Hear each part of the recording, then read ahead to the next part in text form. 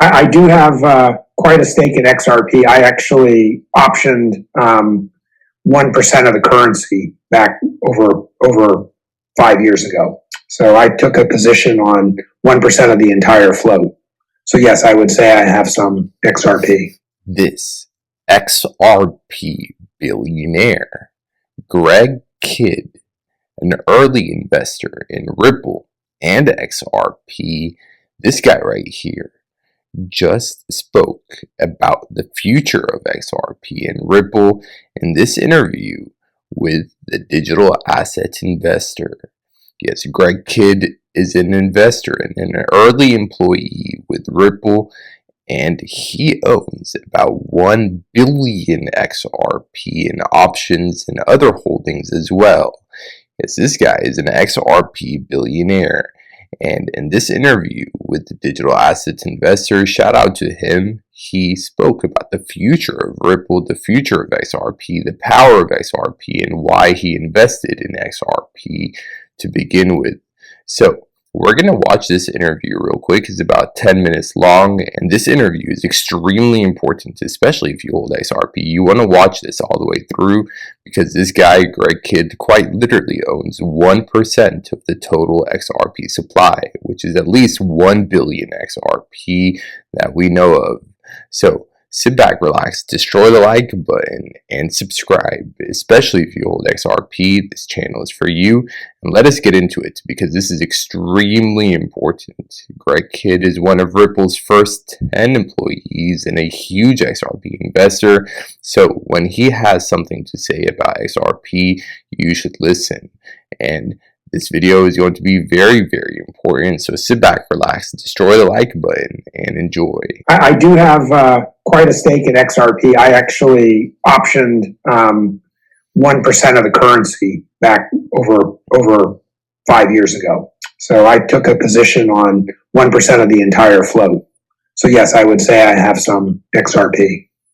Just keep in mind that this interview is from a few years ago, so it's not brand new, but still very important. Do you see the XRP in a similar manner as being the oil?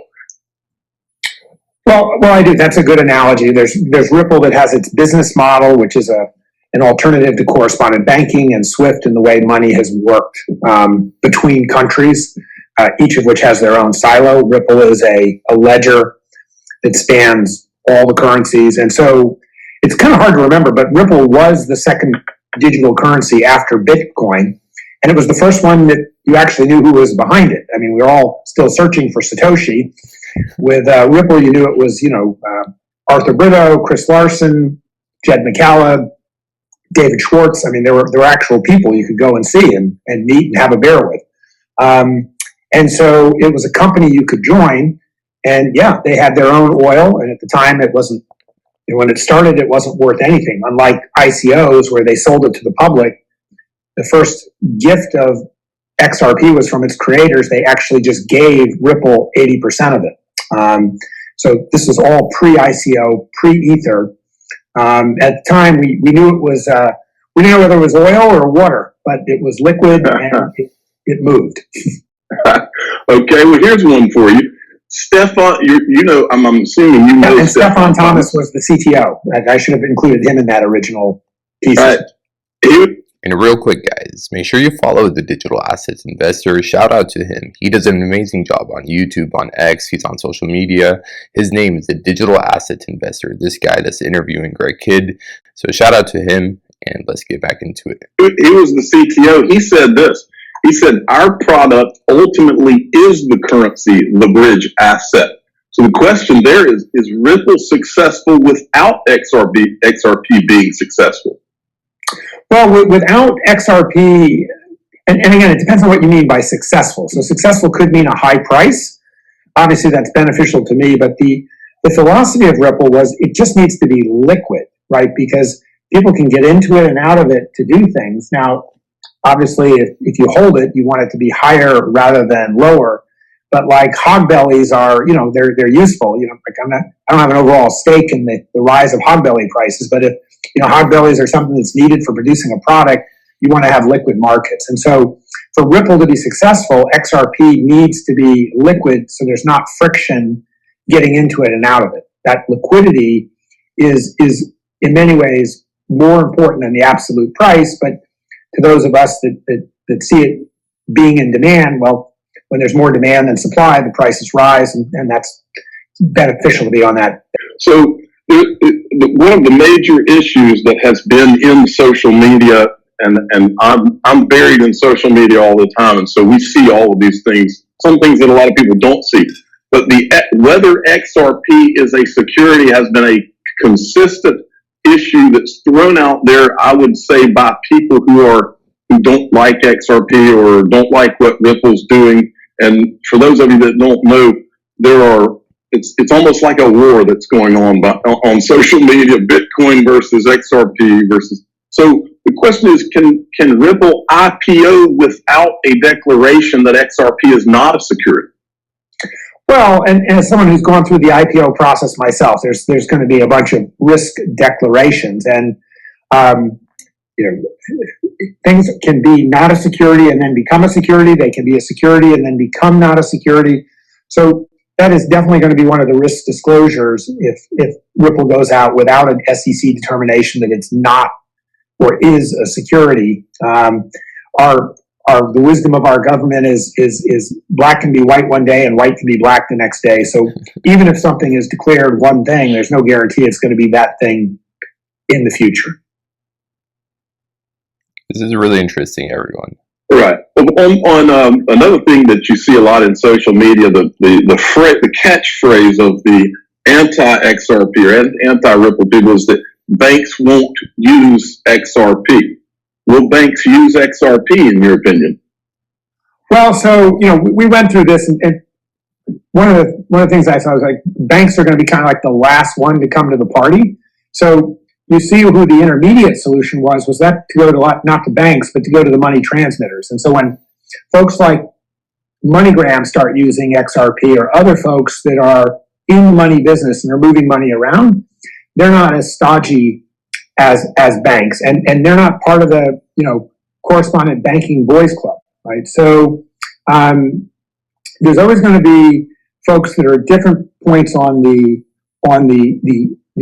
innovation and adoption curve, and and banks, despite whatever PR talk they take, they're very far back on that curve. But the money transmitters in the world have been more rock and roll in that, and that's been an easier market to get started in. We're still very, very early on in bank adoption. Some of the early banks we did just used it because they were multinational, international banks that had different parts. They just used it to move money between their own subsidiaries, right? So that was like the first usage, because they were still having to wire transfer just between their own subsidiaries, because there's no way to move money without correspondent banking, even when it's within your own bank. And they could do that without having to worry about persuading the other banks to do it. They could just persuade themselves to do it. Those are the early use cases. So we are still very, very early in bank adoption, according to Greg Kidd, and a lot of big things are coming up in the next few years. Adoption is slow with banks and financial institutions, so we're going to see that pick up in the next few years, according to him. Now, the $1 trillion argument. What will happen if XRP price there's a limited amount of XRP in the world. I mean, 100 billion sounds like a big number. But look, what is XRP competing with? Right now in the correspondent banking system, banks have to deposit money, nostro, vostro, all around the world. So there's pots of liquidity so that things can move from one silo to another. The way that all works is with pre-funded liquidity. And all that pre-funded liquidity happens in all the different fiat currencies of the world. So if you really want to be able to service money all around and move it, you've got to have all these pre-funded pots and all these different currencies. But if you could agree on one currency, and one that you could replenish, not just 9 to 5, but 24 hours a day, 7 days a week, you'd need less liquidity, because you could see that when you're getting low, you can restock. And how long does it take to restock? 3 seconds. How much does it cost to restock? Less than a penny. And so the advantage of XRP is it's a much more efficient method of moving liquidity around. It would be like having an engine that ran on a teacup of oil rather than a gallon of oil. Everything still needs liquidity. Pre-funding is good, but when you can top up your pre-funding in 3 seconds, you need a lot less oil in the engine for the engine to work well. And that's what Ripple brought to the market. Are you saying that a lot of that Nostro money one day is going to be in XRP? Is that the ultimate goal? Oh, it's going to be replaced. It's going to be replaced by XRP. And so that just that demand for the thimble of oil, like that thimble is pretty big. And so if all the banks need just enough XRP to handle their liquidity requirements, and you also have money transmitters doing it, maybe even just major corporation.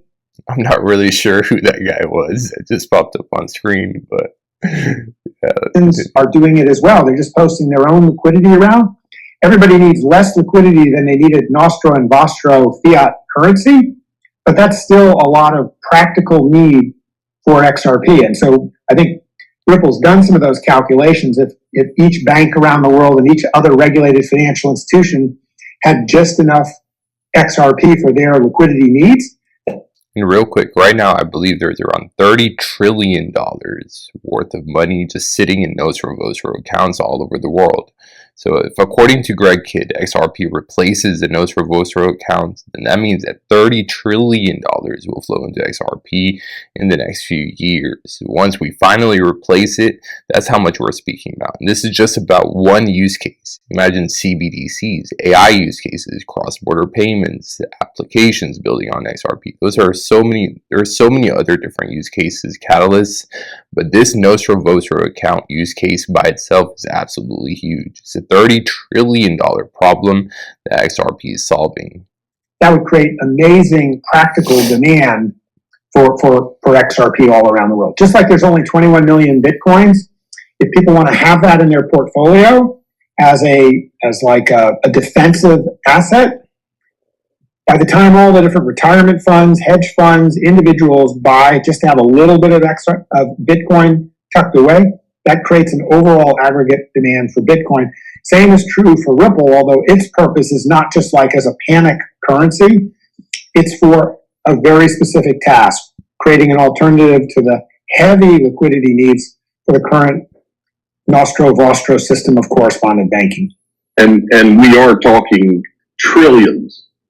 Yeah, there's trillions. This is the huge kind of deadweight loss in the economy when you have money tied up just so you don't run out when you're trying to like move funds from one country to another. It's a deadweight drag on society to have a huge amount of our liquidity tied up in Nostro Vostro accounts around the world. That is huge, everyone. It's a $30 trillion problem. These things. I want to read 2 or 3 things here that they said and then ask you a question. Because words mean things. I've learned that at age 46. This is Naveen Gupta of Ripple. He says, Ripple is not an ordinary company. We are not here to have a small market share and make a small amount of money. We are here to make a dent in the universe. And then Brad Garlinghouse has referred several times to Ripple as creating what will be a new world order. Miguel Valles, he said that the goal was to have the liquidity in XRP of a G10 currency. And then Chris Larson said that he thinks XRP is going to become like the Singapore dollar or the Swiss franc. Evan Schwartz said that the addressable market, these are all guys that worked for Ripple, or did work for Ripple.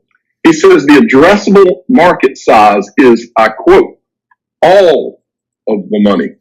So the question is, against that backdrop, am I right in thinking that Ripple and or XRP could be the greatest investment opportunity of my lifetime?